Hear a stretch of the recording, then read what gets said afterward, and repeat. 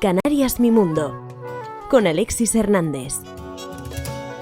Saludos mis queridas amigas y amigos, gracias por acompañarme y por dejarse acompañar. Aquí estamos en Canarias Radio, en Canarias Mi Mundo. Empezamos una nueva edición en la que vamos a tener la suerte de contar con dos invitados excepcionales. Por un lado, un artista plástico, un ilustrador, además un docente que ustedes conocerán. Se llama Rubén Armiche. Conectaremos directamente con la isla de El Hierro para conocer sus inquietudes y sobre todo en qué momento creativo se encuentra. Y ya en una segunda parte vamos a tener la oportunidad de trasladarnos hasta el sur de la isla de Tenerife, concretamente hasta San Miguel, para conocer de primera mano lo que nos tiene que contar mi querido amigo Isaac Hernández, un experto en comunicación, un experto en marketing político y que nos ilustrará sobre la situación en la que nos encontramos y sobre todo desde el punto de vista de la comunicación en lo que a la clase política fundamentalmente y los comunicadores también se refiere. Bien, pues dicho esto, comenzamos con nuestro programa. Se llama Canarias Mi Mundo y estamos en Canarias Radio.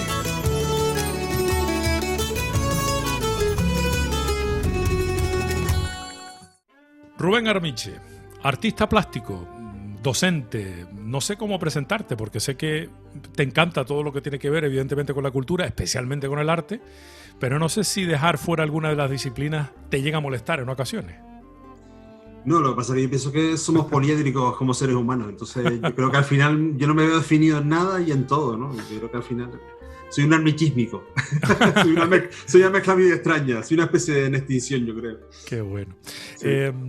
Rubén, eres un privilegiado, creo que igual que yo, no nos ha afectado hasta ahora el COVID-19 en lo que a salud se refiere. Tú por partida doble, porque además estás en la isla del Hierro, donde solo han existido 3 contagios y ahora mismo nada que ver con ese asunto. Por suerte para todos, especialmente para ustedes. Y creo que ya para empezar nos debemos considerar con muchísima fortuna, ¿no? El hecho de que no nos haya afectado a la salud, por lo menos por ahora, ¿no? Sí, yo creo que sí. Hombre, alguna vez que yo tenía que tener este aislamiento, ¿no? Yo digo que la mejor mascarilla que hemos tenido es el mar. Y es maravillosa, es la distancia, ¿no? Y ese aislamiento. Entonces muchas veces, el otro día me estaban comentando incluso gente de aquí de la Guardia Civil que estaban recibiendo llamadas para gente de la península venir a vivir a El Hierro. O sea, puede haber un efecto de llamada, de mucha gente que está buscando la protección normal. Ya eso pasaba, ¿no? Sí. Desde que se descubrió o descubrieron que la isla del Hierro era un paraíso terrenal, ¿no? Creo yo. Bueno, para los que consideramos que el silencio, la tranquilidad, la calma, lo verde, lo natural, el viento, el mar, es un patrimonio que solo se tiene en determinados lugares, ¿no? Como es el caso del Hierro. Sí, yo creo que sí. Yo creo que al final todo esto también nos está replanteando muchísimas cosas, ¿no? Lo que es el hogar, lo que es la casa, lo que es la tranquilidad. Estamos valorando otras cosas que antes no estábamos valorando, ¿no? Las terrazas, ¿no? Los balcones, que nos metíamos tantos con ellos, que decíamos, ¿para qué queremos los balcones? Pues ahora la gente se pelea en Madrid por un balcón, ¿no? Desde luego. Bueno, en Madrid y en cualquier lugar. En el sitio, totalmente. Bueno, ¿en qué te ha afectado en tu día a día el coronavirus, el confinamiento? Ya llevamos más de 2 meses con esto, ¿no? ¿En qué te ha afectado, Rubén? Hombre, en principio yo creo que la gran ventaja de dedicarnos a una cosa como es la cultura, al final nos hace también tener siempre callos, siempre estamos en crisis, al final tenemos un montón de recursos. Y la creatividad en todo esto, desde hace años se está hablando siempre de la creatividad como un recurso bueno de la mente para salir de estas crisis, es bastante favorable, por lo menos a mí me pasó. Yo de repente estaba metido en medio de un proyecto que iba realizando viajes en Tenerife, en los aviones o en el barco, sobre un cómic que estaba realizando, que era muy extenso. Y yo me planeaba que seguramente no lo podría sacar hasta dentro de 2 años porque estaba tan liado que no podía. Y aproveché todo esto para meterme de lleno en eso. ¿Por qué? Porque yo sabía que no podía parar, porque si paraba de repente me iba a entrar un bajón, pues, sobre todo con el tema creativo y el tema. Pero sí es verdad que me di cuenta de que todo esto hay que replantear muchísimas cosas. Y la tecnología ha sido un buen aliado, por lo menos para mí me ha salvado muchísimo. No contábamos con que fuera tan útil, ¿verdad? Bueno, por lo menos yo. No. Sí, No, sabíamos de la utilidad, pero no pensé lo que tú acabas de decir, que sí. nos llegara a salvar literalmente la vida, casi, ¿no? Ya hace años que llevo diciendo que las autopistas son importantes y las carreteras, pero las carreteras tecnológicas, por ejemplo, las islas menores como esta, donde hay pueblos donde realmente hay un aislamiento tecnológico, hay zonas como Erese, de Salto, por ejemplo, que es una zona donde no llega bien la wifi, hay un aislamiento que ahora los niños, por ejemplo, para el colegio les va a cuestionar muchísimo esa, de alguna forma, esa democracia tecnológica. No existe. Entonces todo eso lo hemos dejado de lado porque nos parecía que era algo superfluo. Pero nos hemos olvidado que la formación también viene online. Y yo, por ejemplo, soy un ejemplo. Yo desde que vine de Madrid al Hierro a vivir, me he formado muchísimo a través de plataformas online. O sea que yo creo que lo que pasa es que esa visión no la planteamos. Siempre vemos la parte del ocio de Internet, pero hay una parte humana muy interesante de generosidad, que eso nunca se suele decir de Internet, siempre se ve la mala fama de Internet, pero realmente hay mucha generosidad. Cualquier tema, cualquier receta de cocina, cualquier cosa que quieras aprender, hay alguien en algún sitio del mundo que te va a ayudar. Bueno, tú eres uno de ellos que te has puesto a ayudar a todo el mundo a aprender a pintar, además con café. Esto sí que me ha sorprendido, ¿no? Sí, un poco locura. Pero bueno, parece que funciona, ¿no? No, no he inventado nada nuevo, son más viejos que la rasca con su son, pero es verdad que me llamó la atención buscar un sistema que fuera barato, que estuviera en todas las casas, porque había un problema. Y dice, vale, me voy a dedicar a hacer videotutoriales de óleo. Quien tiene óleo en su casa, ¿no? Claro. Y entonces el tema del espacio, y entonces el café descafeinado que viene en sobre, pues bueno, yo utilizo el descafeinado. Pues, eso te iba a decir. No sé si puedes pintar si subiste la tensión. Porque yo tengo la tensión alta siempre, ¿no? Pero puedes pintar con eso. Y me sorprendió porque técnicamente da muchísimos resultados. Yo empecé a hacer prácticas y digo, pues realmente funciona muy bien. Y ahora estoy combinándolo con acrílico y con témpera, para darle también algo de color, ¿no? El caso es estar en activo y seguir ejerciendo una parte de tu profesión, que es la de la docencia, ¿no? Sí. ¿Esto surgió como una sugerencia de alguien o se te ocurrió a ti eso de ponerte a dar estos mini cursos, estos mini talleres por internet? Yo es que soy alguien muy especial, no me gusta que me paguen sin trabajar. entonces hay gente que a lo mejor me hubiese venido genial, pero a mí yo tenía un contrato con el Ayuntamiento de Valverde, con los cursos municipales, yo era monitor y tenía 90 y pico alumnos, teníamos en todo el municipio, y de repente yo sabía que por ley y demás, pues bueno, se seguía haciendo ese contrato, y yo llamé directamente al ayuntamiento y digo, mira, voy a inventar esto, ¿qué te parece? Y dice, pues no parece fabuloso, pues Roxana, que es la concejala ahora mismo de cultura, me parece una idea muy buena. También necesitábamos un apoyo pues, institucional para un poco caminar. De hecho, ahora vamos a intentar que los colegios de aquí de Valverde utilicen un poco los ejercicios que estoy haciendo para niños, porque he dividido un poco las clases, una para elementos más difíciles y otro para junior, para la gente más pequeñita. Y entonces también que utilicen eso como material didáctico si están dando algún tipo de temario en el colegio, ¿no? Okay. Entonces, al final es un tema también de sentirte útil, de intentar transmitir también algo positivo, porque yo me he dado cuenta, digo, hay mucha soledad, en todo esto hay mucha soledad, hay mucha gente muy sola en las casas y no puede comunicarse con nadie, y a veces transmitir esa ilusión también es interesante. Yo creo que no solamente era pintar, era también hablar con ellos. De hecho, si ven los vídeos, claro, sí, hay un tema de diálogo también. Sí. Bueno, para eso hay que servir, amigo Rubén, ya no solo para pintar, sino además para comunicar mientras pintas, y yo creo que a ti se te da a la perfección.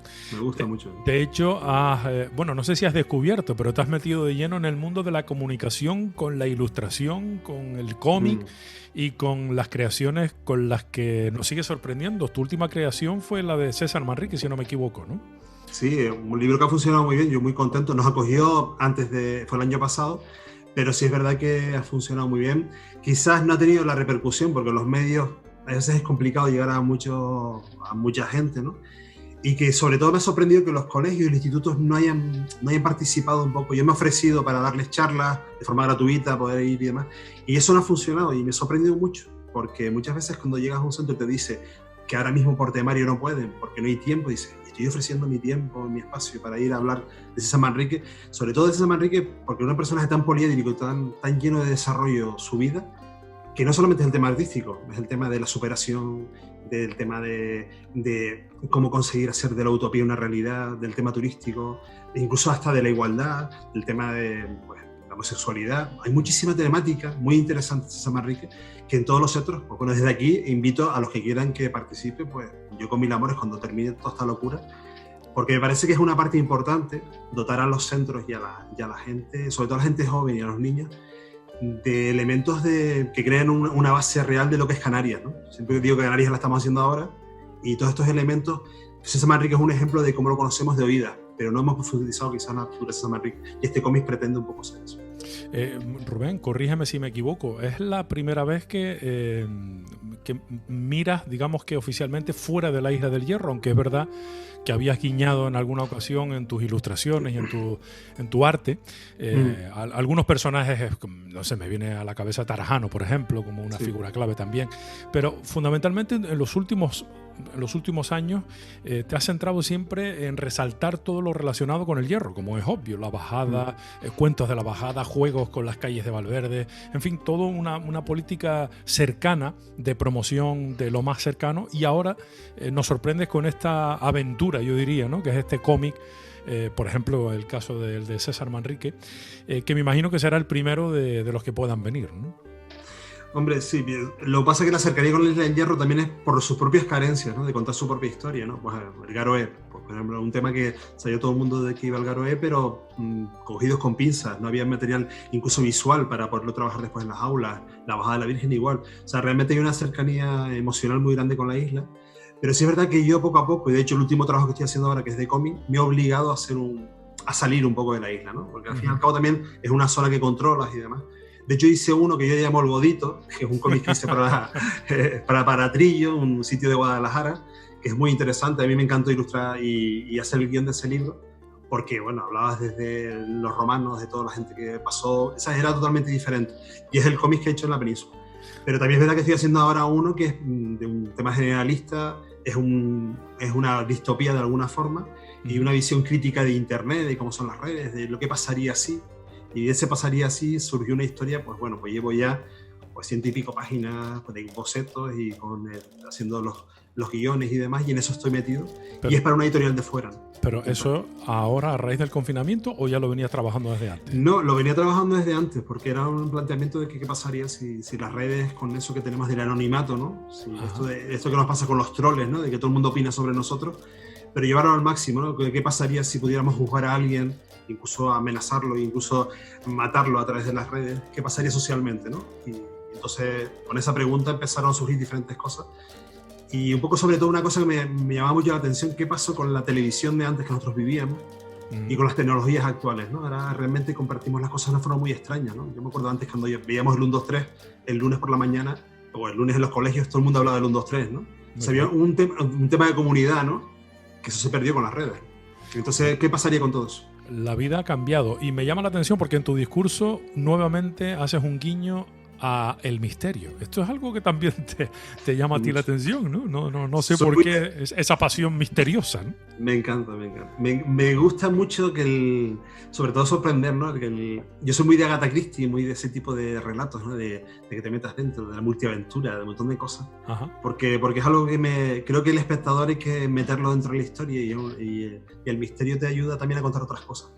Es muy didáctico. El misterio es aquello porque a través de eso cuentas varias perlas críticas que no quedan tan como si fueran las películas estas americanas, ¿no? Que cuando hay un final te cuentan una verborrea y dices, Dios mío, esto me lo metieron ahora aquí.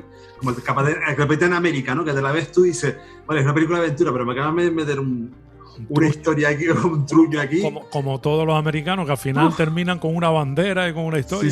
Sí, un poco Vox a la americana. Sí, algo así. Sí, que a veces dices, hemos superado muchas cosas, y al final empiezas a ver la televisión y dices, no hemos superado muchas cosas, todavía nos queda mucho. Al contrario, sobre todo porque estamos volviendo a un discurso rancio y de siempre echándole la culpa a la parienta, ¿no? Si te llevas mal con la parienta, sepárate de ella. Que no te acuestes todas las noches diciendo que mala es la parienta. Y yo a veces pienso eso. Sí. Oye, Rubén, ¿has necesitado más de un momento al día de estar solo, apartado en un rinconcito, cuando evidentemente no se podía salir en absoluto? ¿Buscabas tu espacio también? No ya solo internamente, sino físicamente dentro de tu casa. Sí, yo soy muy de cueva. Yo siempre digo que estoy en el monasterio. A mí, cuando la gente dice, oye, ¿estás en la isla? Digo, no, estoy en el monasterio. Yo no le tengo miedo a la soledad. Vivimos un poco en una sociedad donde realmente nos están enseñando a tener miedo a la soledad, y la soledad es estar contigo mismo si estás lleno de cosas. Entonces, muchas veces esto también nos está ayudando a que tanto ruido a veces a mí me molesta. Entonces, en este momento, pues yo muchas veces busco mi rincón. En el estudio tengo la gran suerte de tener un estudio pues alejado de mi casa, donde me tocan arriba en el techo de madera, para ir a comer, pues si no, no comerías. Porque mira que me gusta comer, pero cuando estoy trabajando ni me acuerdo de comer. Entonces, ¿sabes? Yo soy muy extremo en esto, pero porque me guía una cosa muy importante, que es la pasión. Yo siempre digo que cuando buscas tu pasión y la encuentras, nunca vas a trabajar. Siempre vas a estar siempre subido en la montaña, ¿no? En la montaña rusa. Y dentro de tu trabajo durante este periodo, fundamentalmente, digo porque lo mismo en este periodo lo que has hecho es una especie de paréntesis, o has dado continuidad a lo que ya venías realizando. En algunos casos sí, por lo que te entiendo, pero fundamentalmente la pregunta es ¿en qué has invertido tu tiempo profesionalmente durante este tiempo? Y lo sigues invirtiendo, claro. Bueno, a desarrollar proyectos, ahora mismo tengo 3. También es verdad que tenemos ahora de cara a la bajada, con lo que significa hacer un proyecto para la bajada con unas ciertas garantías. Entonces me he ido a lo tecnológico, ahora mismo tengo una reunión esta semana con gente de teatro, por ejemplo, para hacer un proyecto conjunto que tenía ya arrimado de un guión para la bajada, de hacer 2 bajadas, y retomarlo pues con elementos de croma, con otros elementos digitales, donde realmente puedas trabajar con mucha cantidad de gente, pero de una forma falsa, o sea, con fondos de... Entonces la tecnología en ese sentido me está viniendo genial, ¿no?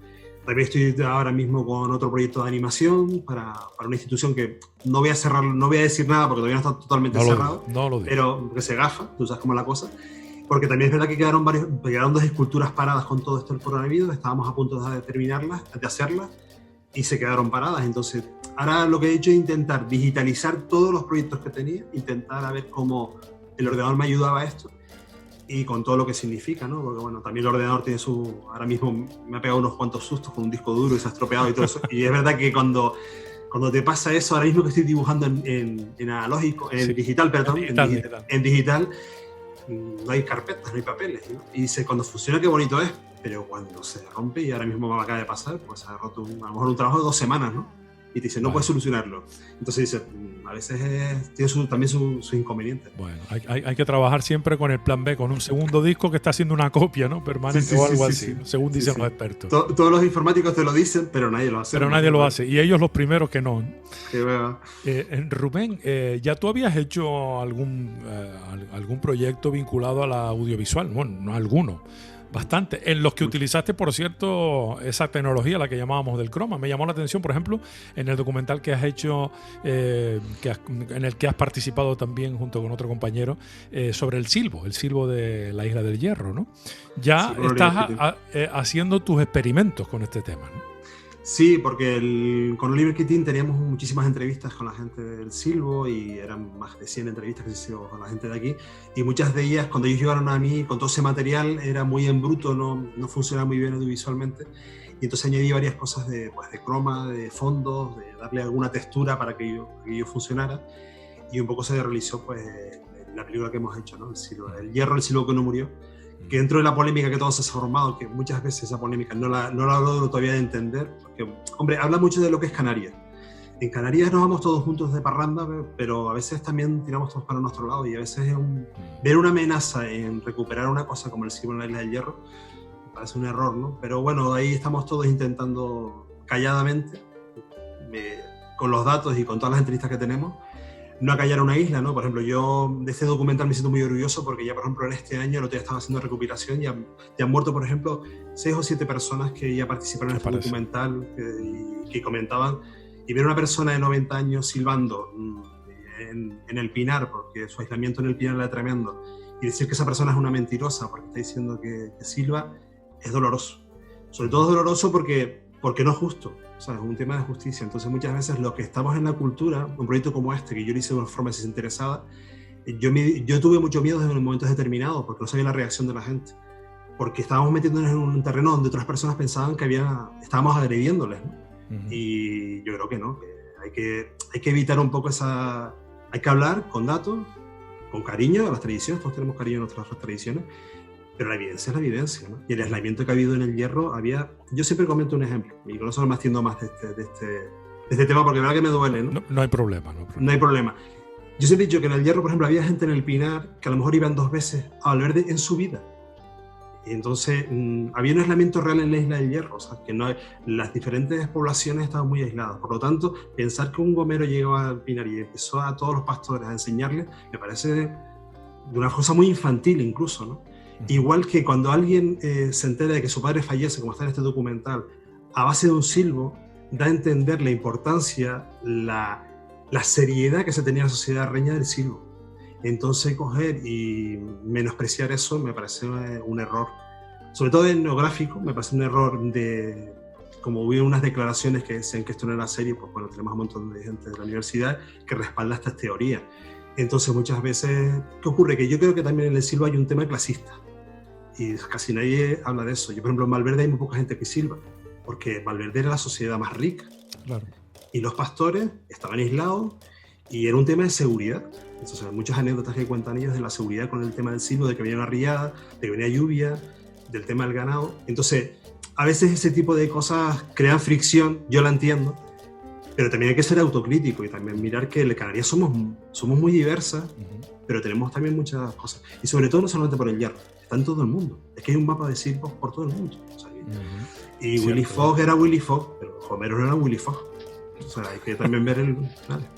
Bueno, me estoy ganando una cantidad de amigos.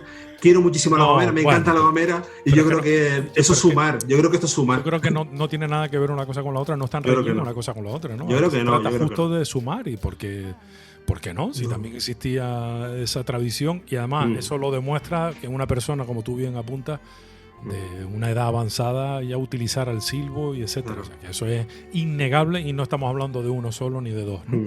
Claro. Esto da para mucho y habrá que prestarle atención sin desmerecer el trabajo que han hecho en otras islas. Sí. Escucharlos, por lo menos yo lo que le pido a la gente que antes de hablar que escuchen, está en YouTube colgado el documental, El hierro, el silbo que no murió. Sí, señor. Y después de ver ese documental saquen sus propias conclusiones. Yo creo que es un tema de respeto, yo creo. Es como cuando viaja alguien, traes a alguien a un sitio a enseñarle algo, ¿no? Y te dice, no, es que mi ciudad, no, es que la mía es mejor, no, porque mi sitio... Entonces muchas veces también lo que uno ve es lo que quiere ver. Entonces, nos peleamos hasta por cómo hablamos, ¿no? Imagínate cómo... Claro, yo nací en Gran Canaria, yo nunca tuve acento de Gran Canaria, pero a mí me ha encantado ir a una persona de Gran Canaria. No considero que sea lícito que tú te metas con alguien de Gran Canaria porque habla diferente, ¿no? No es que se habla mejor, que es mejor y peor. El castellano neutro es mejor. Es que no existe el castellano neutro. No existe. El que pretende acuñar el término de castellano neutro o español neutro pretende apoderarse de un punto de partida que es inexistente, ¿no? Pero bueno, eso es un tema que da para mucho. Para el rato. La comunicación funciona cuando las dos partes se entienden y en este caso cualquiera de nuestras hablas en Canarias es perfectamente válida. Y eso hay que hacerlo extensivo también al silbo y a cualquier otro medio de comunicación que se nos pueda venir ahora mismo a la cabeza. De hecho, hay publicaciones ya muy interesantes. Sí, muy importante. David Díaz Reyes ha hecho una publicación maravillosa que puede tener, claro. Sí, claro, está ahí al alcance de todos. Y ya sobre el silbo, el lenguaje silbado en general, hablaba el maestro, el gran Ramón Trujillo, con una publicación desde la universidad, desde la Academia Canaria de la Lengua, más que interesante. Bueno, dicho esto, ¿cómo llevas las ilustraciones? ¿Cómo estás metido de lleno en qué? Porque no sé si estás más por la ilustración ahora mismo o por la animación, porque lo del audiovisual te sigue tirando muchísimo, incluso con esto, ¿no? A mí hay una cosa que me pasaba con el audiovisual, que eso no se me quita bien la cabeza. Yo, como vengo del mundo del arte y de las exposiciones, yo siempre decía que cuando íbamos a una exposición era una cosa tan difícil de llevar a todos sitios, que tenías que buscar un espacio físico. La inmediatez, porque la gente ya no tiene paciencia ni para ver un cuadro. Y eso a veces no se reflexiona, ¿no? Los galeristas, por ejemplo, como modelo de comercial, han comido mucho del ego del artista. Y muchas galerías ganan dinero a base de cobrarles a los artistas, no de las ventas. Entonces, ¿qué ocurre? Que esto que estoy diciendo, que diplomáticamente es lo peor que puedes decirle, y muchas veces en Canarias yo creo que me he ganado muchos enemigos a nivel de galerías por eso, porque por decir esto realmente. A mí me ha pasado en conferencias decir esto y a ver a alguien en el público y decir no lo digas, no lo digas, ¿no? O que tú puedes pagar tus exposiciones en Arco, o que te puedes ir fuera. Y eso está pasando, y eso siempre ha pasado. ¿Qué ocurre? Que el audiovisual tiene una cosa que a mí me gusta mucho, que vas en un pendrive, vas en un avión con un pendrive en un bolsillo y de repente convocas a un montón de gente y llegas a un montón de gente. Y es algo maravilloso, ¿no? Y realmente, como yo lo quiero hacer, que es el tema de no desligarme del arte, ahora mismo yo también estoy con el tema del 3D, por ejemplo, pero siempre estoy pensando en el 3D, pero añadiéndole texturas reales, con pinceladas, porque vengo del mundo del arte. Yo creo que hay que un poco quitar la tecnología y que no se vea eso. Claro, es que para mí. El siglo XXI tiene unas características y este momento en el que estamos viviendo más lo intensifica, sobre la que no podemos, de la que no debemos olvidarnos, ¿no? Claro. Yo qué sé, si Goya hubiera dispuesto de todo lo que disponemos ahora, ¿qué hubiera hecho? Si César Manrique, que fue un adelantado a su tiempo, hubiera dispuesto de todo esto, ¿qué sería de César Manrique ahora mismo, ¿no? Hubiese hecho mapping, ¿no? Por ejemplo, yo los mapping, que es lo que es proyecciones en los edificios. A mí me encanta, ¿no? Yo, por ejemplo, he hecho algunos y, por ejemplo, hace 2 años hice un portal de Belén mapping, ¿no? Ah, sí. Qué locura, aquí en Valverde, ¿no? Entonces la gente entraba y veía la historia de los belenes diferentes de la Navidad en los diferentes sitios. Qué maravilla, ¿no? Era una habitación y de repente se convertía en un belén. Entonces la gente, ante eso, no le quites lo tradicional. Hombre, habrá gente que no le gusta, normal. Porque yo digo que hay una cosa que yo tengo, que mi familia se ríe mucho conmigo. Digo, si a todo el mundo le gusta lo que estás haciendo, algo estás haciendo mal. Porque es ordinario, ¿no?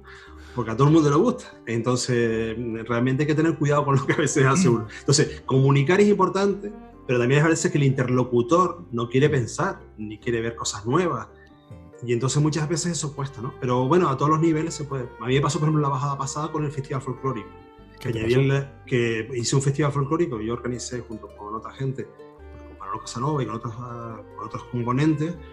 La parte musical la hacían ellos, pero la parte audiovisual me tocó a mí, ¿no? Entonces, por ejemplo, ponía interacción entre una animación con un presentador, que en la pantalla apareciera pues, un grupo folclórico que había bailado encima de un croma y aparecían los trajes folclóricos vistos de alto, o sea, y realmente la gente lo entendió y le gustó. O sea, yo creo que a veces también hay que quitarle un poco de polvo a la tradición y darle un poquito de brillo y algo de plástico y algo de aluminio y combinarlo con respeto. Yo creo que con el respeto, si lo haces con respeto y con cariño, se va a notar. En estas acciones demuestras que te sale tu momento creativo, ¿no? El de artista que eres, ¿no? Evidentemente. Claro, yo creo que sí. Porque si no, al final somos un artesano.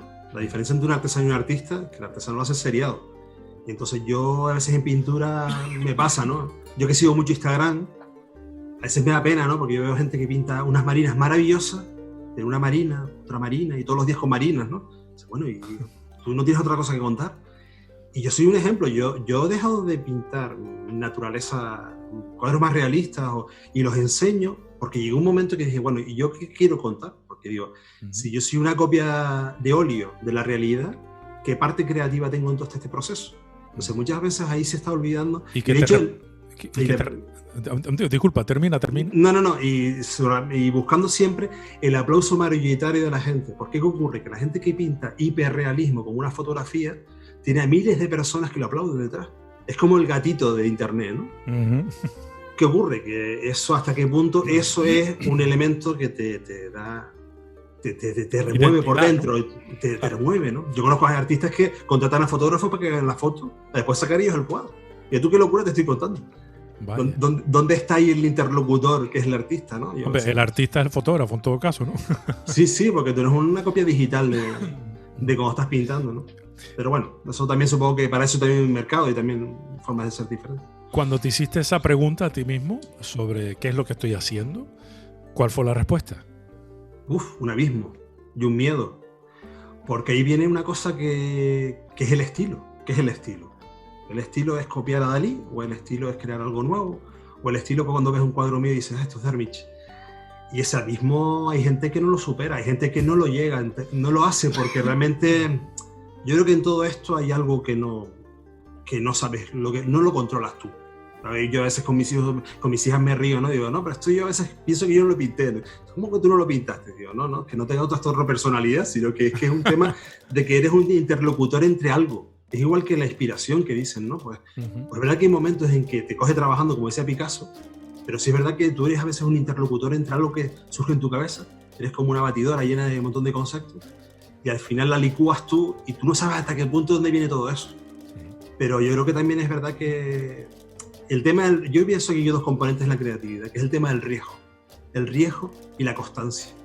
Y esas 2 fuentes siempre generan algo.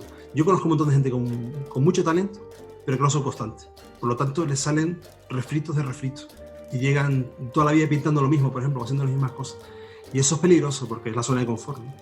Pero bueno, eso pasa a todos los niveles, en la música, en la escritura, en el teatro, todas las artes. Me imagino que a ti te pasa como a muchas personas, ¿no? Son según el momento en el que están viviendo, son según sus circunstancias, ¿no? Supongo, Exactamente, ¿no? exactamente. Y en consecuencia también creas tus creaciones, valga la redundancia, en función de tu experiencia vital. Claro, claro. Okay. Sí, exactamente. No podemos ser la misma persona. Yo cuando miro un álbum de fotos no me veo igual, ¿no? Si yo viero mis cuadros de hace 5 años, de lo que me movía a hacerlo, pues yo qué sé, yo tengo obra, por ejemplo, aquí estaba sacando este cuadro, tengo aquí detrás, que es un batiburrillo de imágenes, el lápiz y demás, y por ejemplo ahora hago este cuadro, no tendría sentido hacerlo, en su momento sí lo tuvo, porque tenía mucha incertidumbre en muchas cosas y quise reflejarlo ahí. Entonces muchas veces es un poco freudiano, ¿no? Que metes un montón de elementos que no sabes para dónde van, pero también es verdad que es escucharte. Pero igual que lo que me pasó con el cómic, yo abandoné el cómic hace muchos años, porque tenía proyectos que me habían costado mucho tiempo y no se pudieron publicar. Y yo, gracias al Salón del Cómic de Tenerife, gracias a Lucas, gracias a Pomares, pues de realmente encontrarlos en un momento determinado, en su momento, cuando se hizo la exposición de cómics en Canarias, para mí fue decir, oye, todavía puedo decir algo, todavía hay un público que quiere algo de que puedo contar. Y de repente estoy metido otra vez en el cómic. O sea, yo creo que yo me enamoro y se enamoro de muchas cosas. Y yo, mi mujer dice una frase mía para mí muy curiosa, dice, tú eres un junkie de los estímulos, tú eres un junkie de la novedad, y es verdad, y en eso tienes razón. Yo me gusta mucho cualquier cosa que diga, otra vez vuelvo a tener otra lectura diferente. Pero al final yo creo que uno va cayendo siempre, ¿no? en las mismas cosas en distintos momentos, pero te repites, ¿no? Ilustración, escultura, etcétera, pero te vas repitiendo. Tengo yo esa sensación, no lo sé, ¿no? Sí. Hombre, el enemigo de todo esto también es el dinero, porque antes había mecenazgo, antes las galerías apostaban por los autores, o sea, antes las galerías, oye, dice, bueno, quiero esta línea, te apuesto por ti, empieza a hacer obra. Eso ya no existe. Incluso ya no existe ni a nivel de forma coleccionista también, ¿no? Porque muchas veces hasta los coleccionistas marcan la línea de que siga trabajando igual, ¿no? Entonces todo ese tipo de cosas se han quitado. Ahora puedes llamar a un productor, por ejemplo, por los productores en el audiovisual pasa igual, ¿no? Que alguien que apueste por ti, ¿no? Ahora estuve viendo un documental ayer sobre Isabel Coixet y contando su vida, ¿no? Y planteaban la productora que había estado en Estados Unidos y cómo habían visto a alguien joven como Isabel Coixet hablando en inglés, una española hablando en inglés, escribiendo en inglés, cómo se comunica también, y apostaron por ella. Y fue una productora totalmente americana ahí, muy pequeñita, y de repente eso la película casi no tuvo ni repercusión la primera película que hizo, y eso le llevó a lo que conocemos hoy de Isabel Coixet. A veces eso me da mucha pena, porque es verdad que en el camino de todo esto ya no hay gente que apueste por el talento, ni por la novedad, ni por... La gente quiere algo sobre seguro, ¿no? Todo llegará. Ahora yo creo que todavía estamos en el momento ese en el que el tsunami llega, ¿no? ¡Bum! Y está arrastrando tierra adentro todo lo que puede y más. Yo pienso que sí. Y estamos viendo dónde nos podemos agarrar, qué es lo que vamos a hacer, que es un poco este batiburrillo de cosas que están disponibles para todo el mundo a cualquier hora en Internet. Pero al final lo que tú decías desde un principio, ¿no? Que el contenido es lo que marca la diferencia y habrá que volver a apostar por el contenido de quien realmente aporta valor a lo que hace, ¿no? Que es lo que creo yo que marca la diferencia. Tú eres un ejemplo de eso, ¿no? ¿Ah, sí? Sí, yo pienso que tú eres un ejemplo de eso porque tú con pocos mimbres haces grandes cestos. O sea, tú a mí me has demostrado, y siempre lo digo, ¿no? Siempre se lo comento a mucha gente, ¿no? Digo, que realmente hacer una buena televisión canaria o buena programación canaria no es caro. Es cuestión de inteligencia y de decir, señores, vamos a darle micrófonos a la gente que está haciendo algo en Canarias diferente. O algo que sea no el típico canario. Y eso no es un tipo de televisión facilenta de entregar. No, es llegar, es profundizar. Porque realmente detrás de todo esto hay una biblioteca documental que en generaciones futuras alguien la puede ver.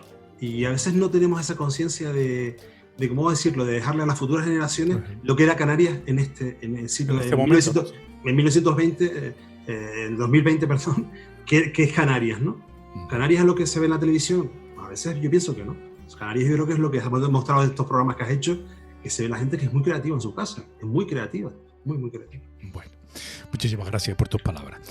Amigo Rubén, un placer hablar contigo y disfrutar de esta conversación y también de tu obra, que a buena parte de ella podemos acceder de aquella manera, pero en las redes sociales, que es lo que nos ocupa en estos días y sobre todo especialmente en este periodo.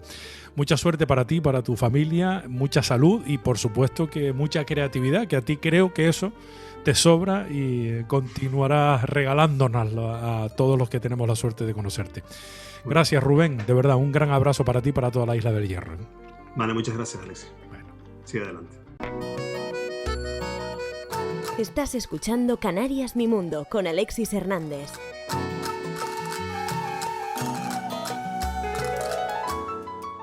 Después de hablar del arte, de la creatividad, vamos ahora a hablar de comunicación y marketing político con un experto, con Isaac Hernández.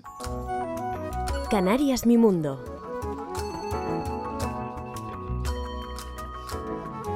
Isaac Hernández, experto en marketing político y comunicación. ¿Qué tal? ¿Cómo estás? Encantado otra vez de estar contigo, un poquito más en la distancia, pero... Isaac, hay una parte positiva en todo esto y a ti esto, como un asesor y un experto en marketing político y comunicación, te ha abierto, me imagino, que un montón de posibilidades. Y es verdad que me ha abierto un montón de... O sea, por lo menos retomar aquellas reuniones que se habían quedado un poco paradas y por otro lado, conseguir personas nuevas que necesitan más que nunca conectar. Ya no tanto comunicar, sino conectar. Y si era un poco difícil de manera presencial, imagínate ahora en el mundo online, ¿no? Gente que no estaba preparada, ya bien sea por medios, porque no estaban acostumbradas a hablarle a una pantalla, Alexis, a tener un micrófono tan cerca y creo que eso, pues, en mi caso, me abre más posibilidades de las que ya tenía y por otro lado a los políticos de ponerse un poco más en primera línea, ¿no? Y un poco modernizarse y actualizarse en lo que va a ser la comunicación de los próximos años y las próximas décadas, yo creo. En ese sentido, ¿en qué te ha cambiado las circunstancias de la pandemia tu día a día profesional? Pero sobre todo a nivel particular, o sea, a nivel profesional particular, pues que te llame un senador o te llame un diputado, de que, oye, me he dado cuenta de que, vale, ya pasaron las primeras semanas, esta locura de cómo resituarnos, pero en vista de que esto va a continuar y va a durar mucho tiempo, yo tengo que profesionalizar mucho más mi presencia digital en cuanto a comunicación,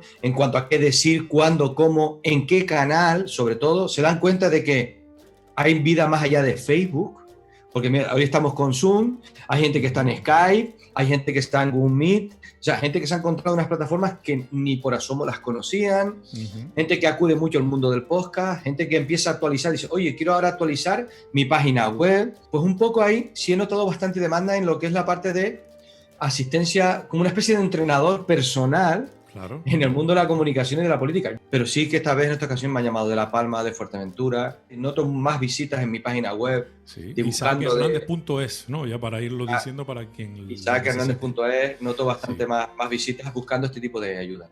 Te habrá pasado como, salvando las distancias, como le pasa a Dios y a rezar, ¿no? Que uno no se acuerda de Dios y de rezar hasta que le hace falta. Y en este caso... sí, como el dentista, ¿no? Como el dentista, no vas hasta que no te duele la muela, ¿no? Más o menos. ¿No? Algo así. Bueno, de libros, en su día publicaste Ganadores, El político ante el reto de vencer las elecciones municipales. El último, relativamente reciente, Voy contigo, el valor del equipo profesional en la política. ¿Te ha surgido la idea e incluso te has puesto manos a la obra con un posible tercer libro ahora en el confinamiento? ¿Te ha quedado tiempo para eso? ¿Te has inspirado?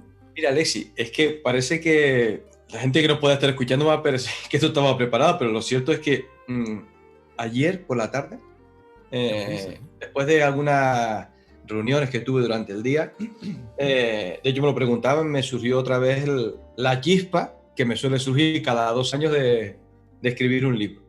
Y de hecho lo publiqué en las redes sociales ayer, en el Facebook anoche y en Twitter. Colocaba de que, bueno, creo que estaban puertas de empezar a pensarme el escribir un tercer libro, ¿no? Te prometo que no lo había visto, ¿eh? No, Te prometo sí, no, por eso la gente va a pensar, pero es cierto, no habíamos hablado y tal.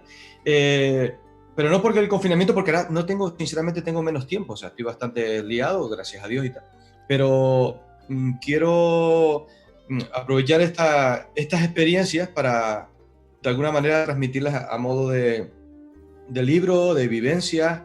También en esa misma línea de un poco asesorar a la clase política sobre lo que se debe y no debe hacerse. Ayer pensaba en un tema de liderazgo, ¿no? O sea, el líder en estos momentos, que yo me imagino que pueda estar pensando el jefe de una agrupación local, el jefe de un gabinete, el presidente de un gobierno. ¿Qué hace cuando se levanta por la noche? ¿Qué hago yo hoy en esta situación de pandemia? Uno tiene que afrontar unos problemas de mayor nivel, otros de menor nivel, pero al final son problemas. El alcalde que está en su municipio, cómo echar una mano a su gente de su pueblo, pero al final es una cuestión de liderazgo, ¿no? Y cómo afrontar esta situación desde el punto de vista del líder, ¿no? De esa persona que toma las riendas, que motiva a sus equipos para que sigan trabajando. Y un poco estaba ayer en ese run de quizás afrontar un libro en esa línea, ¿no? Sí, en lo que no has decaído es en tu prolífica creación de podcast, que además le has puesto un nombre, me parece brillante, Politicast. Sí. O Politicast, sí. No sé cómo se pronuncia exactamente. Sí, no, Politicast.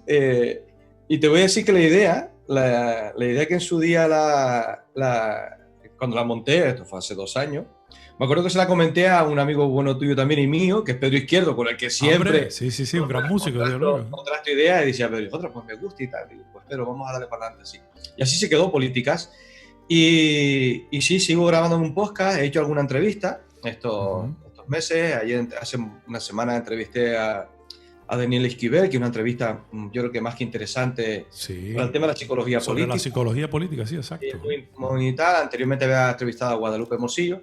Y ahora estoy un poco, bueno, si tengo algún rato, pues llamo a algún colaborador o amigo y gusta a la gente. La verdad que este tipo de tertulias de dos compatriotas o 2 personas que se dedican un poco a algo similar, sí, pues al final arrojan algunas ideas, pistas y pueden ayudar a aquella persona que esté metido en este mundo a hacer la comunicación y el marketing de una manera mucho más efectiva, ¿no? Profesionalmente, ¿cuál es el principal o cuáles son los principales errores que han cometido y probablemente algunos siguen cometiendo desde la política, los políticos y las personas dedicadas en general al mundo de la comunicación? ¿Cuáles son los principales errores según tu punto de vista, Isaac, que se han cometido en este periodo en el que la comunicación ha sido fundamental y lo sigue siendo? Yo creo que hay varios, pero si me tuviera que quedar con uno, Alexis, es que llevan demasiado tiempo, tanto los medios como los políticos, en la posición del yo. Es decir, yo tengo esto, yo hago aquello, yo ofrezco lo otro, nosotros estamos trabajando en este sentido, nosotros hemos hecho aquella cosa, nosotros vamos a trabajar en esta línea, nosotros hemos sacado adelante esta moción. Estamos siempre en el yo y en el nosotros, y la comunicación se basa mucho más en el tú. Es decir, no es lo que tú haces para decir o para demostrar. Habrás visto también estos meses que todos los políticos ahora están todo el día poniendo fotos de reuniones en internet, no se ven otro tipo de publicaciones. Están todo el día demostrando o queriendo demostrar de que están trabajando. Cuando la comunicación se trata de no me digas lo que hace, sino lo bien que me hace cuando yo utilizo lo que tú dices que hace. O sea, es decir, la gente no compra lavadoras, la gente compra ropa limpia, ¿vale? La gente no compra un coche, la gente compra el desplazarme. O sea, no me digas lo bien o lo bueno que es tu coche, dime lo bien que yo me siento cuando yo lo estoy conduciendo. El famoso caso que hemos hablado de otras marcas, ¿no? Entonces, yo creo que el principal error que ha habido y que hay, y que sigue habiendo incluso, es, nosotros estamos haciendo, no me digas que vas a proponer cambiar las luces de tu pueblo. No, la comunicación va en otra línea. La comunicación es, dime que yo por las noches voy a pasear tranquilamente por las calles porque no voy a estar a oscuras. Entonces, yo creo que el principal error es la comunicación en la posición del yo. Ese es el principal error que yo creo que ha habido. Mira, sí, perdona, disculpa. Claro, y eso hace que la gente no vea la política, la comunicación en sentido aburrida, porque todo el día me estás hablando de ti. Yo quiero que me hables de lo que a mí me representa lo que tú haces. Entonces, ese es el primero. El segundo, siguen sin darse cuenta de que hay una competencia política que ha llegado para quedarse. Una competencia, ya no estamos hablando de 2 partidos políticos, hablamos de 20, 30, 40, 50 partidos políticos.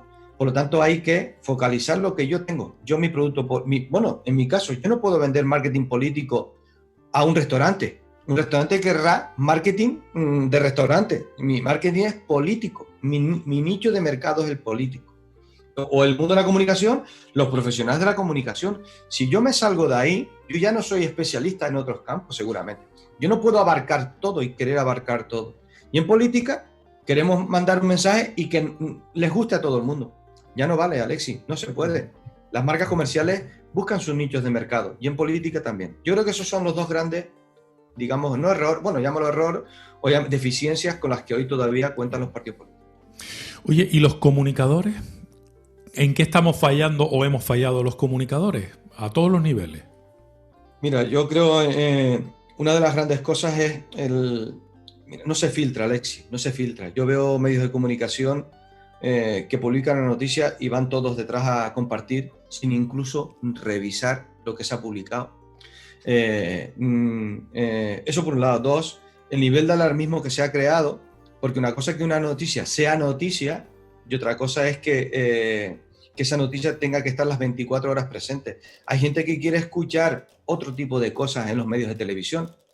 Tres, uno de los grandes errores de la comunicación. La moda de Internet, que llegó hace 20-25 años aproximadamente a España, colocó al mundo de la radio, de la televisión, de la prensa, en un término secundario. Fue la moda y resulta que era todo el mundo Internet, Facebook, Twitter, YouTube, no sé qué, no sé cuánto. Hace poco sale un estudio a nivel nacional donde el mensaje de mayor confianza que llega a la población es el que viene a través de la radio, Alexis. La gente confía más, en primer lugar, en la radio, en segundo lugar, en la televisión, en tercer lugar, en la prensa y en cuarto lugar, en Internet.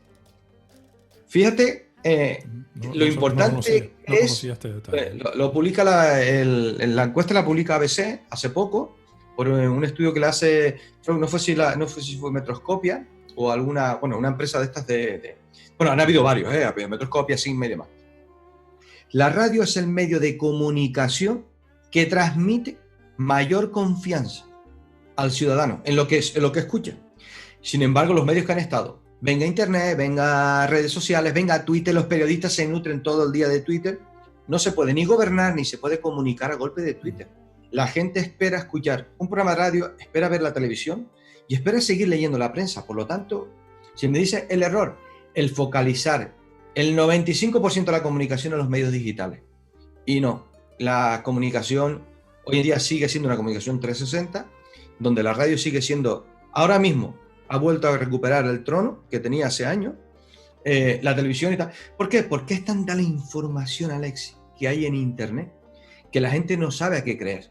Hoy sale que Alexis es bueno, y a los 5 minutos en otro lugar pone que es malo.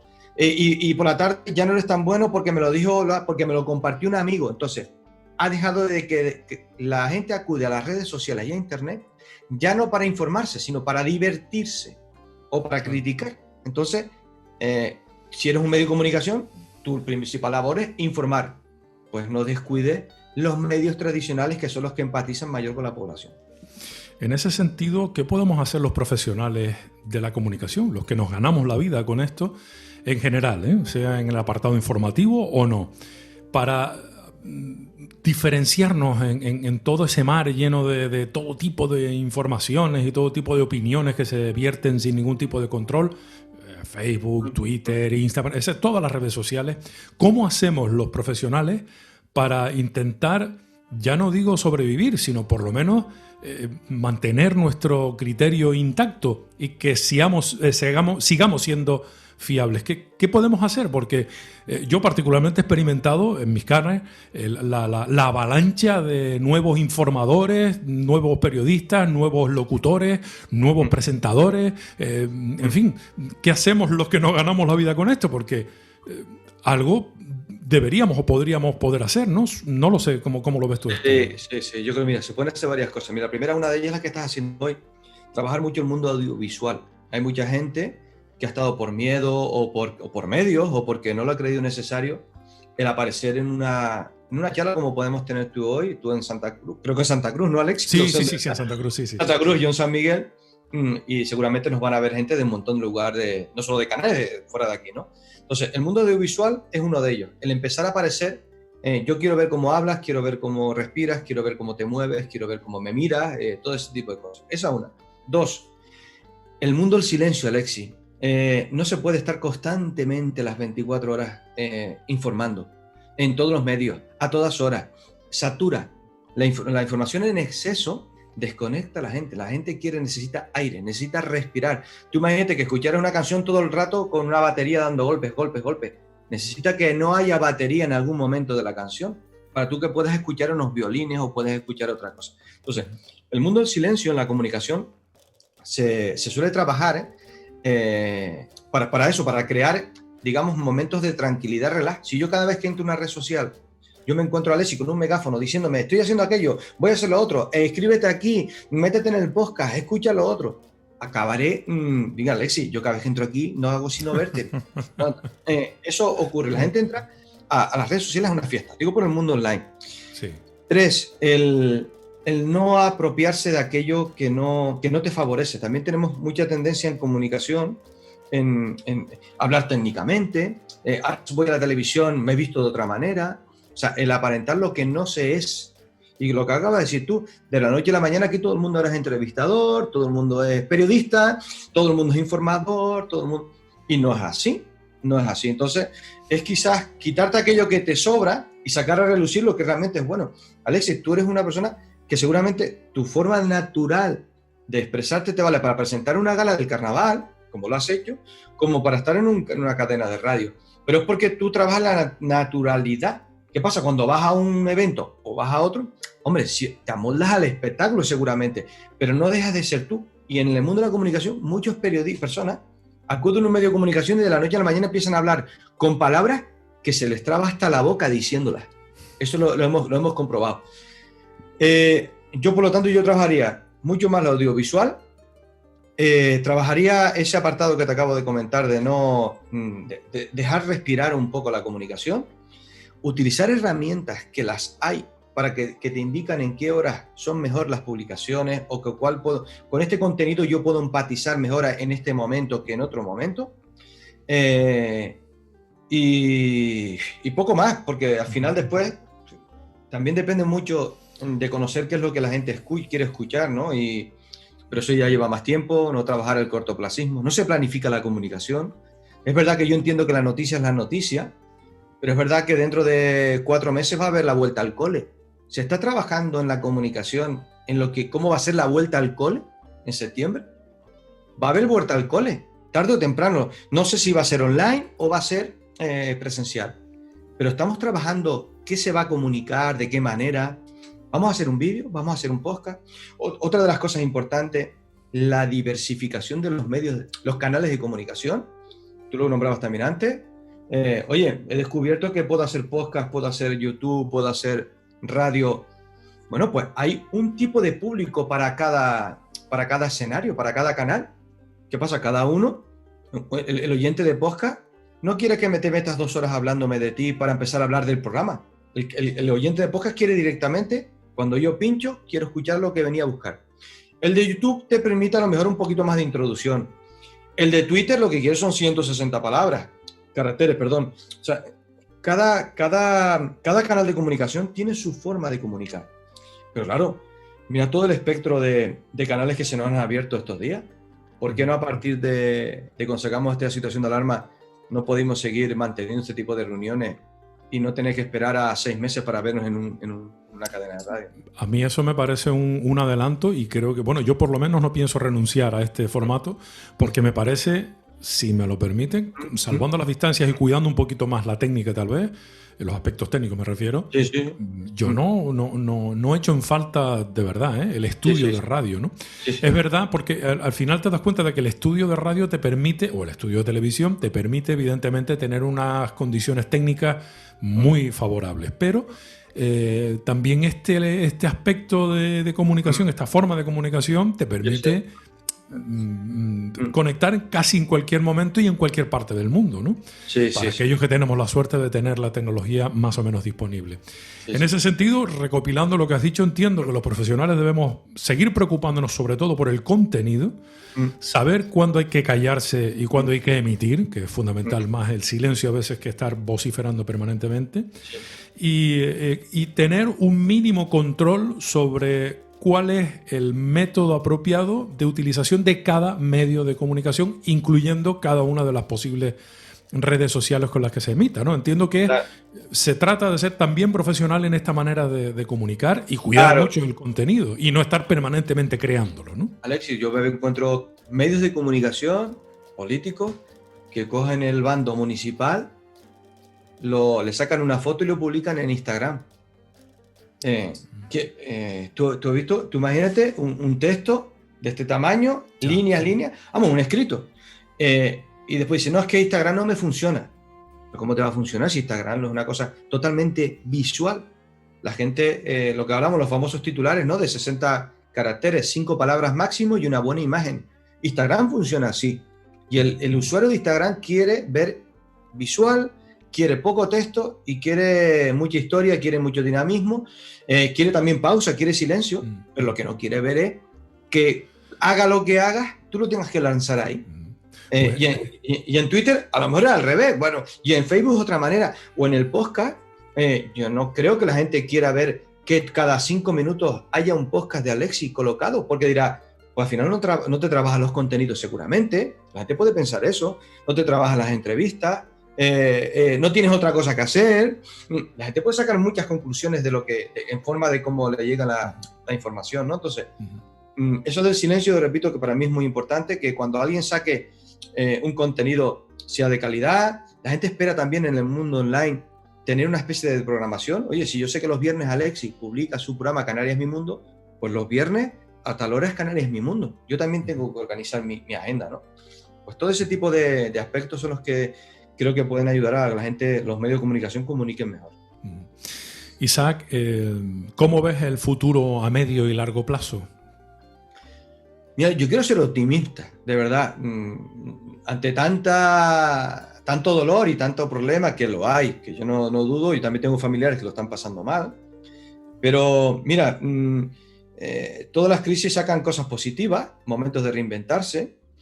Yo creo que hablaba otro día también ahí con un amigo, sobre todo el mundo empresarial, va a haber un cambio radical.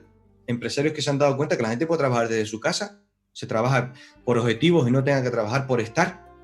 Yo viví también en la empresa privada muchos años y donde los propietarios querían verte allí todo el día. Para ellos era muy importante, no lo que se producía, pero el estar parecía que hacías más, ¿no? Entonces, yo creo que va a cambiar mucho ese espectro de desde dónde hacer los trabajos. Eso por un lado. Creo que va a haber una reinvención a la hora de comunicar, y aquello que no sea estrictamente necesario se va a evitar. ¿Por qué mantener un pleno municipal cada último jueves de cada mes físicamente en el ayuntamiento por cada uno lo puede hacer desde su casa?